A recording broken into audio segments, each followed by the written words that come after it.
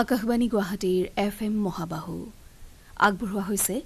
COVID-19 শীৰ্ষক আজিৰ দৃষ্টিপাত অনুষ্ঠান।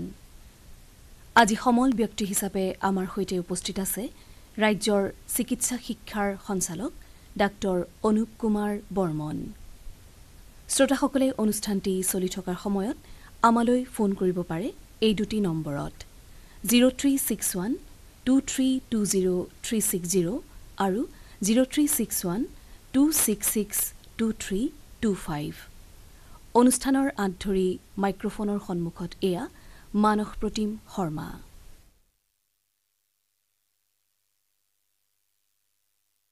দৃষ্টিপাত অনুষ্ঠান আৰম্ভ কৰিবলৈ লৈছোঁ।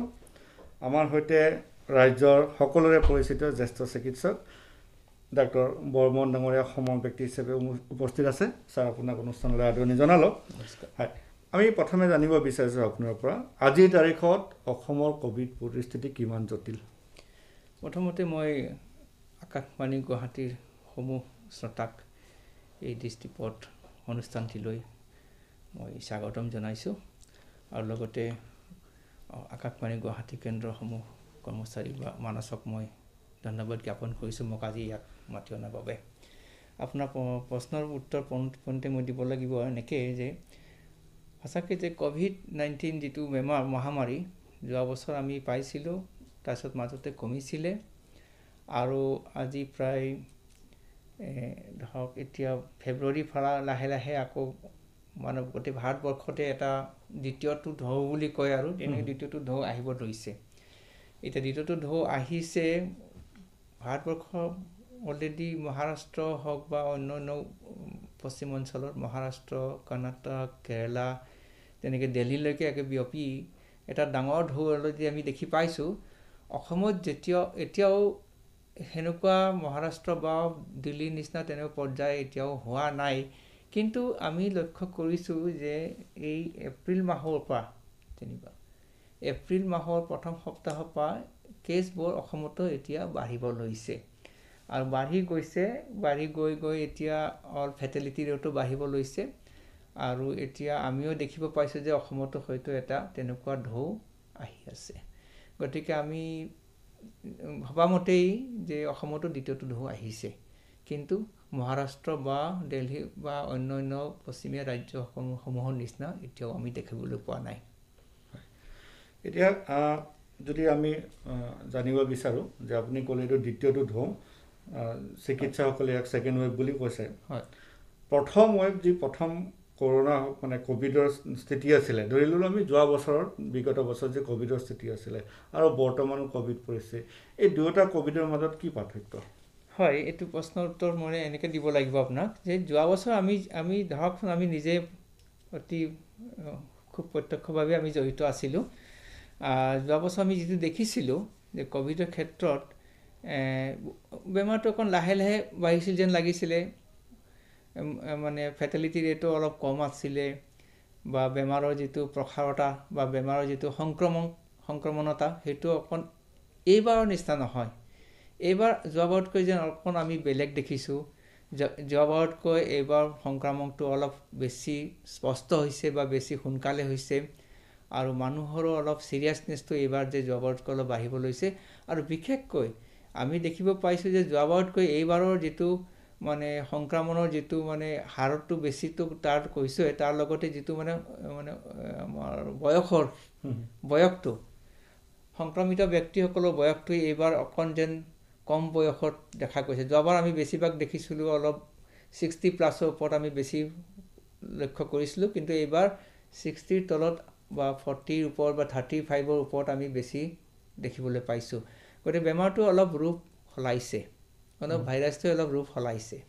সেইটো আমি অনুমান কৰিব পাৰিছোঁ। আৰু ধৰক শেহতীয়াকৈ এই ধৰণৰ আমি তথ্যপাতি লাভ কৰিছিলোঁ যে সত্য নাজানো, আপোনাৰ পৰা আপুনি নিশ্চিততা দিব যে এই ঢৌটো ক'ভিডৰ এই দ্বিতীয় পৰ্যায়ত বতাহৰ পৰা বিয়পে, এই ধৰণৰ তথ্য লাভ কৰিছোঁ। গতিকে কিমান সত্য? এইটো হয়, এইটো ওলাইছে। ইভেন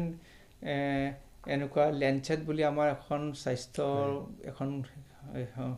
এখন কিতাপক ওলাই, মানে আলোচনী এখন ওলাই, ডাঙৰ আলোচনী এখন লেঞ্চেটখন, তাতো এনেকুৱা ধৰণৰ এটা সমীক্ষা এটা আহিছিলে যে এই এইবাৰৰ বিশেষকৈ এইবাৰৰ ভাইৰাছটো কিবা এয়াৰবৰ্ন হ'ব পাৰে নেকি, কাৰণ ইমান তাৰ সংক্ৰমণৰ ক্ষমতাটো ইমান বেছি আৰু দেখা গৈছে যে মানুহৰ ছ'চিয়েল ডিষ্টেঞ্চিং মেইনটেইন কৰাৰ পিছতো মানে সংক্ৰমণৰ ৰেটটো বহুত বাঢ়িছে আৰু এখন ঘৰতো মানে এজনৰ হ'লে প্ৰায় 8টাকেইটা ফেমিলিৰে মানে মেম্বাৰৰে হোৱা দেখা গৈছে। আমাৰ অসমতো তেনেকুৱা আমি দেখিছোঁ। সেইটো ভবা হৈছে যে এইটো এইবাৰ অলপ এয়াৰবৰ্ন হ'ব পাৰে নেকি, কিন্তু এতিয়াও আমাৰ তথ্য নাই যে এইটো 100% এইটো আমি ক'ব নোৱাৰোঁ যে ইট ইজ এয়াৰবৰ্ন। সেইটো কাৰণ WHO হওক বা আমাৰ ICMR ইণ্ডিয়া আমাৰ ভাৰতবৰ্ষৰ ICMR আমাক এতিয়া কোনো তেনেকৈ জাননী দিয়া নাই যে এইটো এয়াৰবৰ্ন। কিন্তু এইটো চাইণ্টিফিকেলি এইটো হোৱাৰ সম্ভাৱনা আছে, কাৰণ কৈছোঁ যে যোৱা বছৰ যিটো আছিলে যিটো ড্ৰপলেট ইনফেকশ্যন, সিহঁতে বেছি ড্ৰপলেটবিলাক অলপ হেভি হয়, গতিকে সিহঁতে বেছি দূৰলৈ সিঁচৰিত হ'ব নোৱাৰে, সিহঁতে মাটিত পৰে। কিন্তু এইবাৰ যে অলপ ভাইৰাছটো বা তেনেকৈ ড্ৰপলেটবিলাক অলপ লাইট হৈছে নেকি, সেইকাৰণে সিহঁত অলপ দূৰলৈকে অলপ সিঁচৰিত হ'ব পাৰে। সেইকাৰণে ধৰক 2 ফুট যিটো আগতে কোৱা হৈছিল 2 গজৰ ওপৰত নাযায়, এইবাৰ হয়তো 2 গজৰ বাহিৰতো অলপ যোৱাৰ সম্ভাৱনা দেখা গৈছে। সেইকাৰণে আমি অকণ মানুহে ক'ব বিচাৰে যে এইটো এয়াৰবৰ্ন হ'ব পাৰে, আৰু সেইটো ভাবেই হয়তো এইবাৰৰ সংক্ৰমণৰ যিটো হাৰটো অকণ বেছি দেখা গৈছে যেন লাগিছে। কিন্তু এতিয়াও আমাৰ হাতত তেনেকুৱা তথ্য নাই একচুৱেলি। মানে আপুনি যিটো কৈছে যে আমি যিটো শাৰীৰিক দূৰত্ব বজাই ৰাখিব লাগে, পূৰ্বে 2 ফুটৰ কথা কৈছিলে, এইবাৰ এই পৰিমাণটো অকণ বেছি হ'লে ভাল এতিয়াও। সেইকাৰণে কৈছোঁ যে কোনো ধৰণৰ গেডাৰিং মানে য'ত মানে মানুহ 4জন 5জন একেলগে গোট খাব কেতিয়াও নালাগে, আৰু 2 ফুট নহয় 2 গজৰ নহয়, অলপ বেছি ব্যৱধানত থকাটোৱে ছেফ, নিজৰ কাৰণেও আৰু নিজে হ'লেও আনৰ কাৰণেও, সকলোৰ কাৰণে ছেফ। সেইকাৰণে মই কৈছোঁ যে এইটো এটা খুব দৰকাৰী হৈছে যে ব্যৱধানটো, যিটো সামাজিক যিটো ব্যক্তিত্বৰ যিটো ব্যৱধান, ছ'চিয়েল ডিষ্টেঞ্চিংটো আৰু অলপ বেছি হোৱাটো দৰকাৰ এইবাৰৰ ক্ষেত্ৰত দেখিছোঁ। আৰু এতিয়া সামাজিক দূৰত্ব বা শাৰীৰিক দূৰত্ব বজাই ৰাখিব লাগিব, তাৰোপৰি আমাৰ কৰণীয় কি এতিয়া? নাই, এইটো একদম স্পষ্ট কথা। আমি জানো যে এই COVID-19টো এবিধ মাৰাত্মক ভাইৰাছ, যিটো সংক্ৰমণ ৰেট বহুত বেছি। এইটো যিহেতু ভাইৰেল ডিজিজ, এতিয়ালৈকে আমাৰ লগত কোনো ডেফিনিটিভ মেডিচিন অহা নাই। যদিও আমি বহুত ধৰণৰ মেডিচিন ইউজ কৰিছোঁ, আজিলৈকে কোনো প্ৰুভেন ডেফিনিটিভ একদম চিয়'ৰ শ্বট 100% চিয়'ৰ শ্বট মেডিচিন আমাৰ লগত নাই। সেইকাৰণে যিহেতু বেমাৰটো আমি জানো এইটো প্ৰিভেণ্ট কৰিব পৰা যায়, সেইকাৰণে প্ৰিভেণ্ট কৰাৰ ওপৰতে আমি বেছি গুৰুত্ব দিব লাগিব। যিহেতু বেমাৰটো হ'লে আমি জানো কেনেকুৱা ধৰণৰ মানুহৰ অশান্তি হয়, কেনেকুৱা ধৰণৰ মানুহৰ মানে চিৰিয়াছনেছটো বাঢ়ি গৈ থাকে। সেইকাৰণে যিহেতু এইটো প্ৰিভেণ্টেবল ডিজিজ, আমি এইটো প্ৰিভেণ্টেবল ডিজিজ বুলিও কওঁ। ইয়াক আমি সহজে আমি প্ৰিভেণ্ট কৰিব পাৰোঁ যদিহে আমি এই জাষ্ট 3টা বস্তু আমি কৰিছোঁ যে আমি এখন মাস্কখন সদায় পিন্ধিব লাগিব। আমি অনুষ্ঠানৰ মাজতে আমি 2টা মাস্ক পিন্ধিছোঁ, অথচ আমাৰ ডিষ্টেঞ্চটো আমাৰ 2 মিটাৰতকৈ বেছি আছে। গতিকে তেনেকুৱা ধৰণৰ এইটো এটা খুব দৰকাৰী নাম্বাৰ 1 হৈছে যে আমি মাস্কখন পৰিধান কৰিব লাগিব, য'তে নাযাওক য'তে নাথাকোঁ। আৰু এতিয়াতো মই কওঁ যে ঘৰৰ ভিতৰত থাকিলেও আপুনি মাস্ক ব্যৱহাৰ কৰি থাকক এইবাৰৰ দ্বিতীয় ঢৌটোত। আৰু দ্বিতীয় কথা হৈছে যিটো সামাজিক দূৰত্বটো সদায় মেইনটেইন কৰক, যেনেকৈ আমি কৈছোঁ। আৰু তৃতীয়টো হৈছে যিটো এইটো হাইজিনটো মেইনটেইন কৰক, অৰ্থাৎ হাত পখালিয়াই থাকক, চাবোনেৰে হওক বা আপুনি চেনিটাইজাৰ ইউজ কৰক। হাতটো অনবৰত ধুই থাকিব লাগিব, মানে এটা ইণ্টাৰভেলৰ মাজত। আৰু কিবা বস্তু টাচ কৰাৰ আগতে আমিতো কিছুমান বস্তু টাচ কৰিবই লাগিব, ঘৰত থাকিলেও বা বাহিৰত থাকিলেও। বস্তু টাচ কৰিলেও যাতে সেইখন হাত নাকলৈ বা নাক খুচুৰা বা মুখলৈ লৈ যোৱা সেইবিলাক অভ্যাস বন্ধ কৰিব লাগিব। আৰু হাতখন চেনিটাইজ কৰিহে সেইবিলাক কাম কৰিব লাগে। আৰু কিবা খাব লাগিলেও কিবা বস্তু খোৱাৰ আগতেও হাত ধুৱক, হাত চেনিটাইজ কৰক। চ' এইখিনি মিনিমাম ৰিকুৱাৰমেণ্ট। আৰু আমি এইখিনিকে কওঁ যেন ক'ভিড এপ্ৰপ্ৰিয়েট বিহেভিয়াৰ বুলি কওঁ আমি যিটো কওঁ। গতিকে এইখিনি অলপ যদি মেইনটেইন কৰিব পাৰোঁ, নিশ্চয় আমি বহু ক্ষেত্ৰত এই বেমাৰটো আমি প্ৰতিৰোধ কৰিব পাৰিম। হয়, আমাৰ অনুষ্ঠানৰ প্ৰথমটো ফোন আহিছে, আমি ফোনটো লৈছোঁ। হেল্ল', নমস্কাৰ। নমস্কাৰ, আপোনাৰ প্ৰশ্নটো সোধক। মই শোণিতপুৰ জিলাৰ ঢেকীয়াজুলিৰ পৰা কৈছোঁ। মোৰ নাম বিজয় ভাট। হয় ছাৰ, মোৰ প্ৰশ্নটো আছিলে, এতিয়া যিহেতু মানে ভেকচিনেশ্যনটো আৰম্ভ হৈছে আৰু 18 বছৰৰ পিছৰ সকলোকে ভেকচিন মে' মাহৰ পৰা দিয়া হ'ব। আমি মানে কিছুমান আমাৰ ঠাইত দেখিছোঁ যে ভেকচিনটো লোৱাৰ পিছত মানে জ্বৰ আহে, জেনেৰেলি জ্বৰ আহে, 2-3 দিন জ্বৰ থাকে। গতিকে মানে ৰোগীয়াসকলে বা অকণমান দুৰ্বলতা সকলে ভেকচিনটো ল'লে কিবা জ্বৰৰ মানে দৰৱ পাতি খাব পাৰিব নেকি? হয়, আপোনাৰ প্ৰশ্নটো মই দিছোঁ মই। হয়, ভেকচিন ল'লে অকণ জ্বৰ বা গাৰ বিষ কেতিয়াবা এনেকুৱা ধৰণৰ এইটো স্বাভাৱিকতে আহে। সেইটো আমি এইটো এটা সাধাৰণ প্ৰক্ৰিয়া। কিন্তু কেতিয়াবা অলপ বেছি ধৰণৰ আহিব পাৰে আৰু সাধাৰণ যদি জ্বৰ গাৰ বিষ এনেকুৱা ধৰণৰ আহে তাত কোনো ভয় খাবলগীয়া নাই এইটো নৰ্মেল এটা প্ৰক্ৰিয়া হয় তেনেকুৱা হ'লে আপুনি জাষ্ট জ্বৰৰ টেবলেট এটা খাব পাৰে পেৰাচিটামল টেবলেট খুব সেফ 500 পাৱাৰৰ পেৰাচিটামল টেবলেট কিবা খোৱাৰ পিছত খাব পাৰিব আৰু অলপ ৰেষ্টত থাকিব লাগিব অকণ পানী মানে লিকুইড জাতীয় বস্তুটো অকণ বেছি খাব লাগে মানুহক ডিহাইড্ৰেট কৰিব নালাগে হাইড্ৰেশ্যনটো ভাল হ'ব লাগে এনেকৈ কৰিলে হৈ যাব আৰু যদি তাৰ ওপৰঞ্চি যদি আপোনাৰ অলপ বেলেগ ধৰণৰ বেছি হয় গাৰ বিষে হয় বা আৰু যদি জ্বৰটো উৎকটৰ নিচিনা হয় বা অলপ বেছি যেন লাগে আপুনি অনতি পলমে ওচৰৰ স্বাস্থ্য কেন্দ্ৰৰ লগত যোগাযোগ কৰিব লাগিব আৰু তেতিয়া আমি সেইমতে সঠিকভাৱে আপোনালোকক আমি দিয়া পৰামৰ্শ দিব পাৰিম কিন্তু এইটো ভয় খাব নালাগে এইটো এটা সাধাৰণ প্ৰক্ৰিয়া বুলি কৈছোঁ যে ভেকচিন ল'লে সাধাৰণতে জ্বৰ উঠে আমি দেখিছোঁ সৰু ল'ৰা ছোৱালীবিলাকক দেখিছোঁ যেতিয়া স্কুলত গ'লে ভেকচিন দিয়ে ৰাতি আহি ঘৰত জ্বৰ উঠেই সেইটো সাধাৰণ তেনেকৈ ইয়াৰো তেনেকুৱা দেখা গৈছে এতিয়া শ্ৰোতাগৰাকী যি প্ৰশ্ন সুধিলে তাৰ ধৰি মই আৰু বিষয়টো আগবঢ়াইছোঁ 1 মে'ৰ পৰা সকলোৰে বাবে প্ৰাপ্তবয়স্কৰ বাবে ভেকচিনটো অপেন কৰা হ'ব মুকলি কৰা হ'ব এতিয়া কোন ব্যক্তিয়ে এই ভেকচিনেশ্যনত অংশগ্ৰহণ কৰিব পাৰে মানে প্ৰতিষেধক ল'ব পাৰিব আৰু কোনে ল'ব নোৱাৰে ইয়াৰ নীতি নিৰ্দেশনা কি ইয়াৰ একচুৱেলি আমি দেখিছিলোঁ যিটো প্ৰথম আমাৰ নিৰ্দেশনা আছিলে যে যিবিলাক 60ৰ ওপৰত চবকে দিয়া যাব আৰু 45ৰ ওপৰত যিবিলাক মানে মানুহৰ বেমাৰ থাকে কোমৰবিডিটি বুলি কওঁ যাৰ লগত সাধাৰণতে বেমাৰ থাকে যে ডায়েবেটিছ উচ্চ ৰক্তচাপ মানে high pressure kidney disease liver disease cancer এনেকুৱা ধৰণৰ যদি কিছুমান বেমাৰ থাকে তেনে 45ৰ ওপৰত সকলোৱে ল'ব লাগিল সেইটো লোৱা হৈ গ'ল তাৰপিছত আহিলে যে এতিয়া 45ৰ ওপৰত সকলোকে দিয়া হৈছে বেমাৰ থাকক নাথাকক সকলোৱে লোৱা হ'ল গতিকে এতিয়া প্ৰায় লৈ আছে সেইটো আৰু এতিয়া গভৰ্ণমেণ্ট অফ ইণ্ডিয়াই অপেন কৰিব যে 1 মে'ৰ পৰা 18 বছৰ ওপৰ সকলোৱে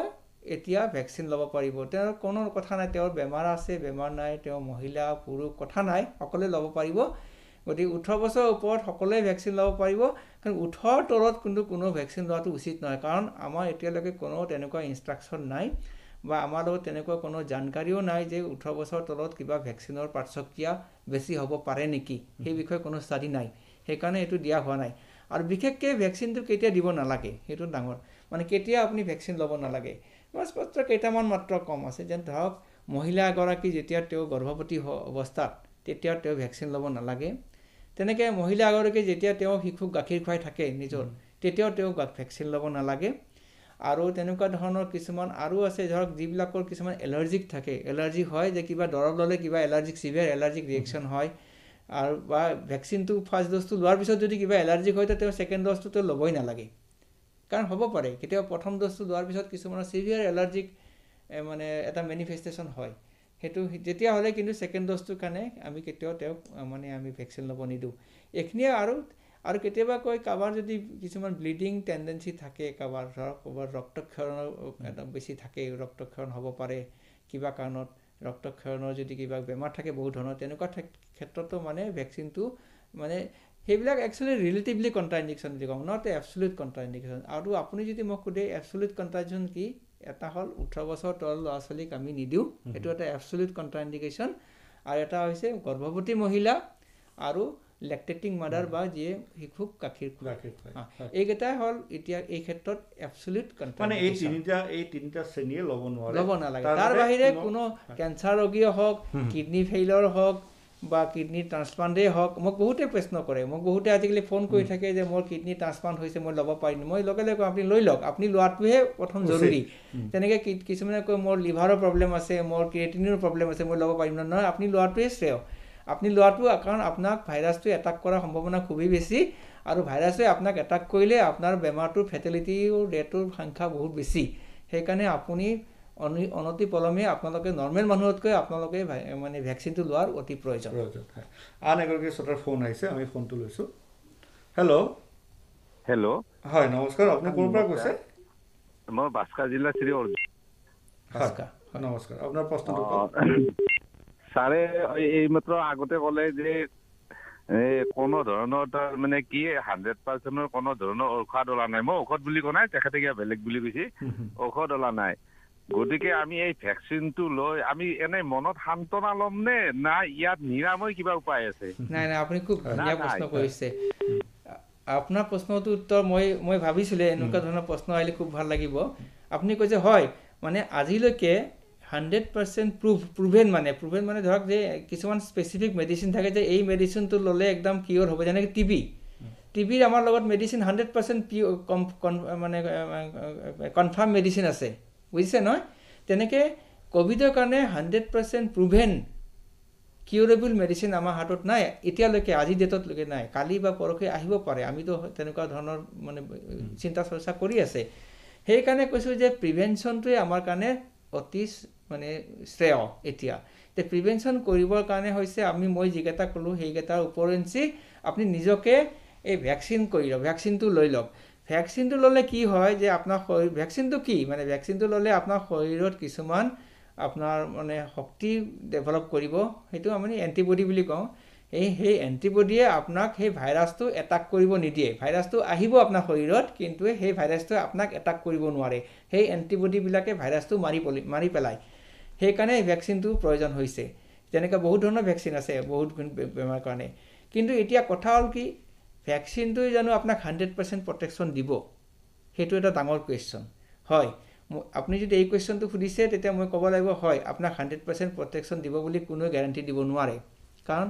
ষ্টাডিয়ে কয় যিবিলাক ষ্টাডি কৈছে এতিয়া কৈছে যে কিছুমানে 70% কিছুমানে 80%লৈকে প্ৰটেকশ্যন দিব পাৰে বাকী 10 বা 20% প্ৰটেকশ্যন আপোনাক নিদিব পাৰে হয়তো আপুনি সেই মানুহজন হ'ব পাৰে আপুনি হয়তো 10-20%ৰ ভিতৰত পৰিব পাৰে গতিকে আপোনাক আকৌ এবাৰ কোভিডে পাব পাৰে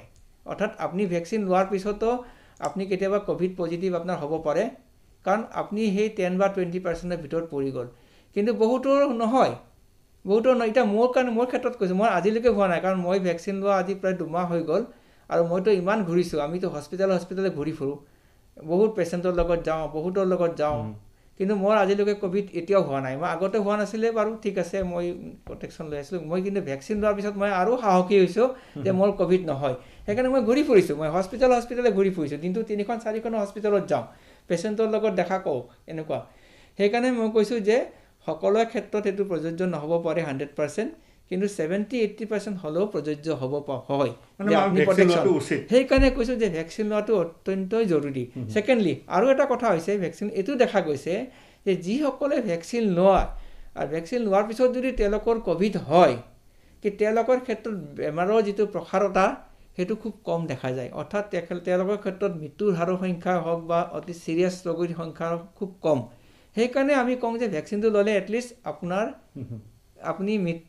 এটলিষ্ট মৃত্যুটো নহ'ব ৰক্ষা পৰিব আমি ভাবোঁ সেইকাৰণে মই কৈছোঁ সকলোকে যে ভেকচিন ল'লে এনেকুৱা নহয় যে মই 100% প্ৰটেক্টিভ কিন্তু আপোনাৰ বেমাৰ হ'লেও আপুনি বহু ক্ষেত্ৰত হাত সাৰিব পাৰিব আন এগৰাকী শ্ৰোতাৰ ফোন আহিছে হেল্ল' নমস্কাৰ নমস্কাৰ আপুনি ক'ৰ পৰা ক'লে মই দৰং জিলাৰ নেকপাৰা নিপেঞ্চৰে ক'লোঁ হয় আপোনাৰ প্ৰশ্নটো সোধক হয় আমাৰ দৰং জিলাত এতিয়া যিটো কোভিডৰ যিটো প্ৰাদুৰ্ভাৱ হয় এই ক্ষেত্ৰত আমাৰ দৰং জিলাত দৌল উৎসৱ বুলি কয় আমাৰ দেউল বুলি কয় হয় দৰং জিলাত বিশেষকে বহুত মানুহ সমাগম হয় হয় মোটামুটি আমাৰ 1340খন গাঁও আছে দৰং জিলাত হয় সেই 1340খন গাঁৱত মোটামুটি দিনত এখনকে দৌল হ'বই মই গম পাইছোঁ আপোনাৰ প্ৰশ্নটো কি বিচাৰিছে মানুহৰ সমাগমটো এই ক্ষেত্ৰত মই কৈছোঁ এইটো চৰকাৰীভাৱে একেবাৰে বাধা আছে কোনো ধৰণৰ সমাগম এতিয়া কোনো ধৰণৰ সভা সমিতি কোনো ধৰণৰ ধৰ্মীয় অনুষ্ঠান এতিয়া পতাটো নিষেধাজ্ঞা আছে আপুনি একচুৱেলি এইটো আপুনি ডিষ্ট্ৰিক্ট এডমিনিষ্ট্ৰেশ্যনৰ পৰা মই নাজানো আপোনাৰ মংগলদৈ ডিষ্ট্ৰিক্ট এডমিনিষ্ট্ৰেশ্যনে নিশ্চয় জাৰি কৰিছে মংগলদৈ ডিষ্ট্ৰিক্ট এডমিনিষ্ট্ৰেশ্যন নিশ্চয় আপোনালোকক অনুমতি নিদিব কোনো ধৰণৰ এনেকুৱা ধাৰ্মিক অনুষ্ঠানটো সভা সমিতি পাতিবৰ কাৰণে মানুহৰ মৃত্যু হ'লে মৃত্যুৰ সময়তে মানুহক মাত্ৰ 20 জন থাকিব দিছে শ্মশানত আৰু কৰ্মস্থলীত কিবা শ্ৰদ্ধা পাতিলেও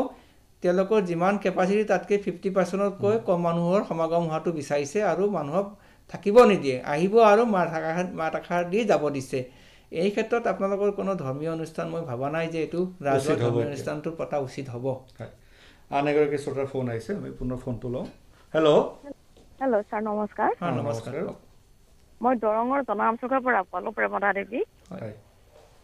ষ্টুডিঅ'ত থকা ছাৰলৈ নমস্কাৰ জনাইছোঁ ছাৰ নমস্কাৰ মই জনাইছোঁ আপোনাক হয় অনুষ্ঠান শুনি আছোঁ ছাৰ ধন্যবাদ আপোনাৰ প্ৰশ্নটো সোধক ছাৰক হয় এতিয়া 1 মে'ৰ পৰা যে আমাৰ সৰ্বসাধাৰণ বিলাক আহিব আনুষংগিক কিছুমান আপোনালোকে কৈ আছে শুনি আছো বাৰু কথা হ'ল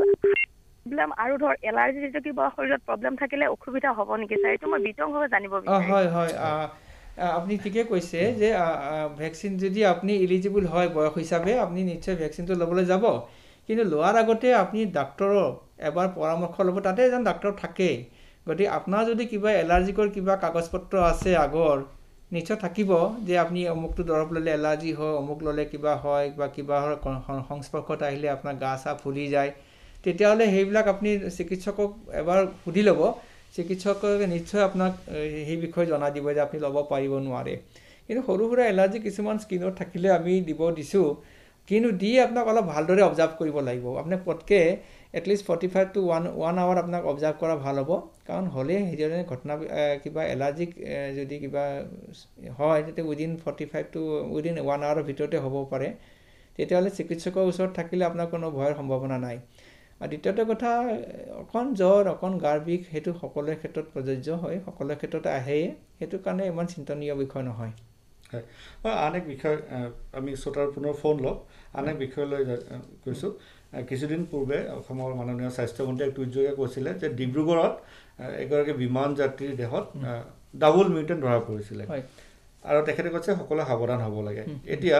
এগৰাকী জ্যেষ্ঠ চিকিৎসকৰ ভাষ্য অনুসৰি এই ডাবল মিউটেণ্ট কি আৰু ডাবল মিউটেণ্ট ধৰা পৰাৰ পিছত পৰিস্থিতি কিমান জটিল হয় বা আৰু অধিক সাৱধানতাৰ প্ৰয়োজন নেকি নহয় চাওক এই ভাইৰাছৰ এটা চৰিত্ৰ তেনেকুৱা যে ভাইৰাছবিলাকৰ অণুজীৱী এইবিলাকৰ কি হয় তেওঁলোকৰ মুডবিলাক সঘনাই চেঞ্জ হৈ থাকে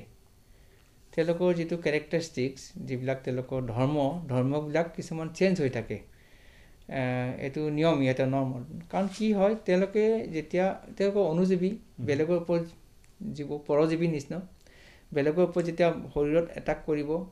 সেই শৰীৰৰ কিছুমান এণ্টিবডি ডেভেলপ হয় কৰি সিহঁতক প্ৰিভেণ্ট কৰে কিন্তু সেইটো সিহঁতে ফাইট কৰিবৰ কাৰণে সেইটো চেলেঞ্জ কৰিবৰ কাৰণে সিহঁতৰ কিছুমান আকৌ কেৰেক্টাৰিষ্টিক্স চেঞ্জ হৈ যায় চেঞ্জ হৈ আকৌ মানুহজনক বা আকৌ শৰীৰটোৰ ওপৰত এটাক কৰিব আহে সেই সেনেকুৱা কৰিব গওঁতে ভাইৰাছবিলাক মিউটেট হয় এইটো আমাৰ বৈজ্ঞানিক ভাষাত মিউটেশ্যন বুলি কয় সেই মিউটেশ্যন হোৱাৰ পিছত তেনেকুৱা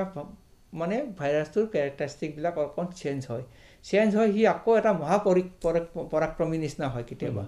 সেই মহাপৰাক্ৰমীটোৱে আমাৰ কাৰণে এটা চিন্তনীয় বিষয় তেতিয়া সিহঁতে মানুহক মানে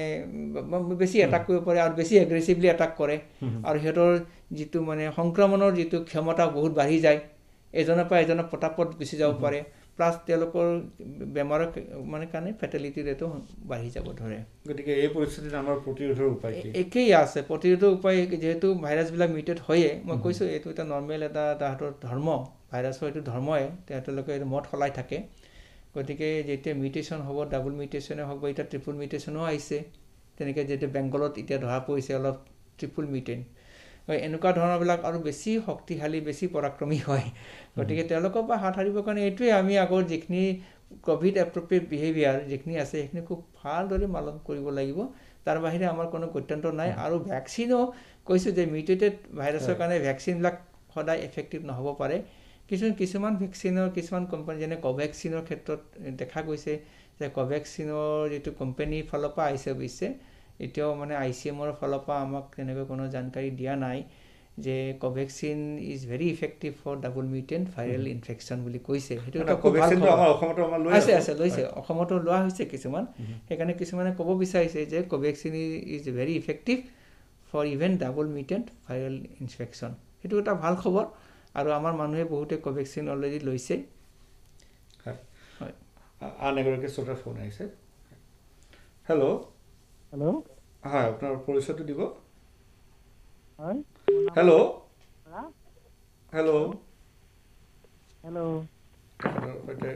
আপুনি শুনি আছে প্ৰশ্নটো সোধক মই দৰং জিলাৰ হাতীমূৰাৰ পৰা কৈছোঁ আমি প্ৰথমটো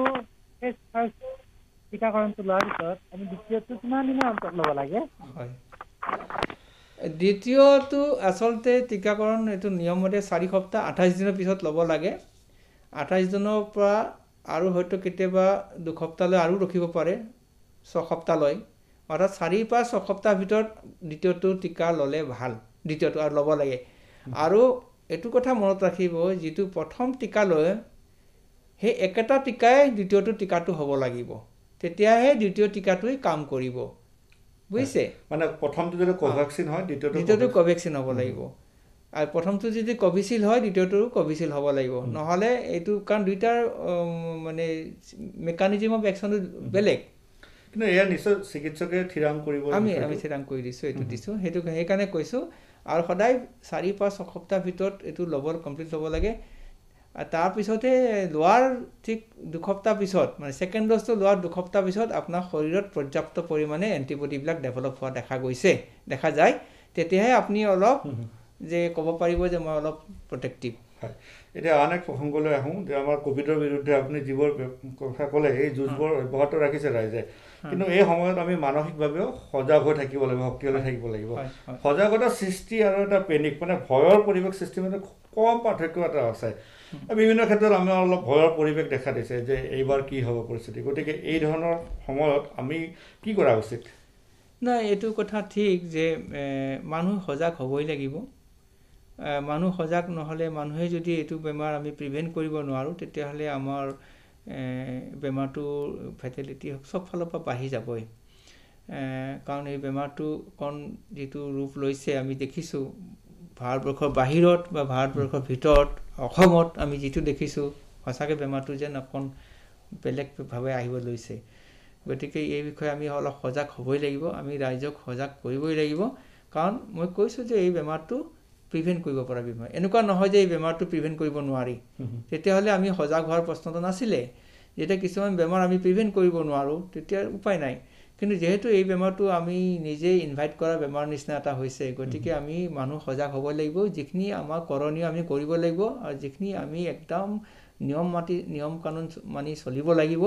চৰকাৰে দিয়া নিয়মসমূহ বান্ধি দিছে এইবিলাক এনেই ভাবি চিন্তিয়ে বনাইছে সেইবিলাক সকলোৱে ৰাইজে আঁকোৱালি ল'ব লাগিব আৰু সেইমতে তেওঁলোকে আগবাঢ়ি যাব লাগিব নহ'লে আমাৰ কোনো গত্যন্তৰ নাই এই মুহূৰ্তত যেহেতু মই কৈছোঁ ইয়াৰ কোনো ভালদৰে দৰৱ ওলোৱা নাই বা ভেকচিন ওলাইছে যদিও এতিয়াও ভেকচিন আমি আৰম্ভ কৰিছোঁহে কিন্তু বেমাৰটো আমি ভেকচিন যদি চলি থকাৰ মাজতো আহিছে আমাৰ বহুত মানুহ হয়তো এতিয়াও এটাক হ'ব পাৰে সেইকাৰণে আমাৰ কৰণীয় আছে বহুত ক্ষেত্ৰত কিন্তু সেই বুলি মানুহে পেনিক হ'ব নালাগে যে ভয়ত মানে একো কৰিব নালাগে কাৰণ ভয় খোৱাৰ কথা এটা আছে হয় কিন্তু ভয় খালে নহ'ব যে পেনিক হ'ব নালাগে আৰু বিশেষকৈ উৰা বাতৰিৰ ক্ষেত্ৰত মানুহে কোনো ধৰণৰ এই মনোযোগ দিব নালাগে বহুত ক্ষেত্ৰত আজিকালি ছ'চিয়েল মিডিয়াত বহুত ধৰণৰ উৰা বাতৰি আহে বহুত কিবা লিখে ইভেন মানুহে লিখিছে নিগেটিভ ভেকচিনৰ ওপৰত নিগেটিভলি বহুতে লিখি আছে ভেকচিন লোৱাৰ পিছত অমুক হয় তমুক হয় সেইবিলাকৰ ওপৰত গুৰুত্ব নিদিব কিবা যদি জানিব লগা থাকে ওচৰৰ স্বাস্থ্য কেন্দ্ৰত গৈ আপোনালোকে খবৰ অসমত ভেকচিন লোৱাৰ পিছত মৃত্যু হোৱা নাই আমি দেখা নাই আজিলৈকে অসমত দেখা নাই আৰু ভাৰতবৰ্ষতো খুব কম তেনেকুৱা ৰিপৰ্টেড হৈছে যে ভেকচিন লোৱাৰ পিছত আৰু যদি কাৰোবাৰ মৃত্যু হৈছে ইট ইজ নট ডাইৰেক্টলি মানে ভেকচিনৰ কাৰণে বুলি আমি ক'ব নোৱাৰোঁ কাৰণ এইটো ইট মে বি কোইনচিডেণ্টেল কাৰোবাৰ কিবা হ'ব পাৰে কিবা ধৰণৰ কিন্তু it is not directly vaccine related হয় আৰু এতিয়া আমাৰ সময় প্ৰায় শেষ হ'ল এতিয়া দিল্লী বা মহাৰাষ্ট্ৰত বিষয় চৰ্চিত হৈছে যে অক্সিজেনৰ নাটনি মানে মেডিকেল অক্সিজেনৰ নাটনি এতিয়া সাধাৰণভাৱে যদি আপুনি 1 মিনিটত আমাক বুজাই দিয়ে যে ঘৰতে থাকি আমি অক্সিজেনৰ মাত্ৰা কিদৰে বজাই ৰাখিব পাৰোঁ নাই আচলতে অক্সিজেনটো এই ক'ভিডৰ ক্ষেত্ৰত তাৰমানে অক্সিজেনটো এটা ডাঙৰ ইছ্যু এটা হৈছে যে কি ক'ভিড বেমাৰীবিলাকৰ লাংছত ইনফেকশ্যন হয় গতিকে লাঙৰ ইনফেকশ্যন হ'লে জানেতো লাঙৰ কমপ্লায়েঞ্চ কমি যায় লাঙৰ কেপাচিটি কমি যায় গতিকে মানুহৰ শৰীৰত অক্সিজেন কমি যায় সেইকাৰণে অক্সিজেনৰ প্ৰয়োজন হয় মানে ছাপ্লিমেণ্টেশ্যনৰ প্ৰয়োজন হয় অক্সিজেন দিব লগা হয় কাৰণ শৰীৰত ব্লাডত অক্সিজেন পৰিমাণটো কমি গ'লে মানুহটো বাচি থাকিব নোৱাৰে ব্ৰেইন চেল বাচি নাথাকিব তেনেকুৱা ধৰণৰ গতিকে অক্সিজেনৰ প্ৰয়োজন খুব বেছি বেমাৰ যেতিয়া ছিৰিয়াছ হয় এতিয়া অক্সিজেনটো জানে অক্সিজেন এটা মানে আমাৰ ঔষধৰ নিচিনা এটা দৰৱৰ নিচিনা এইটো প্ৰডিউচ কৰি আমি অক্সিজেন ইউজ কৰোঁ এতিয়া ঘৰতে থাকি ৰুম এয়াৰত এটা ফ্ৰেছ এটা ৰুম এটা হ'ব লাগে এৰিয়েটেড ৰুম হ'ব লাগে এয়াৰ ৱেল ভেণ্টিলেটেড ৰুম হ'ব লাগে এটা ঘূপ মৰা ৰুমৰ ভিতৰত বহি থাকিব নালাগে মানুহ এয়াৰ হৈ থাকিব লাগে ফ্ৰেছ নেচাৰেল য'ত থাকে ওচৰত য'ত গছ গছনি থাকে আৰু তাতে বেছি ফ্ৰেছ এয়াৰ পোৱা বুলি আমি চবেই জানো আমি সৰুৰ পৰা পঢ়িছোঁৱে ওচৰত য'ত গছ তাতেহে আচলতে অক্সিজেন পোৱা যায় ভালকৈ সেইকাৰণে তেনেকুৱা ধৰণৰ অলপ মানুহ যাতে ঘৰত এৰিয়েটেড ৰুমত থাকিব লাগে আৰু তাৰ বাহিৰে অন্য একো এইটো নাই খালি অলপ পৰিষ্কাৰ পৰিচ্ছন্নতাটো বজাই ৰাখিব লাগে সেইটো দৰকাৰ আমাৰ আজি সময় শেষ হ'ল আমাৰ কেইবাগৰাকী শ্ৰোতাই বৰ্তমানে ফোন কৰি আছে আমি পুনৰ পৰৱৰ্তী সময়ত স্যাৰ আপোনাৰ সৈতে আলোচনাত মিলিত হ'ম আজি আপুনি আমাক সময় দিলে আপোনাক ধন্যবাদ লগতে অনুষ্ঠানত সহযোগিতা আগবঢ়োৱাৰ বাবে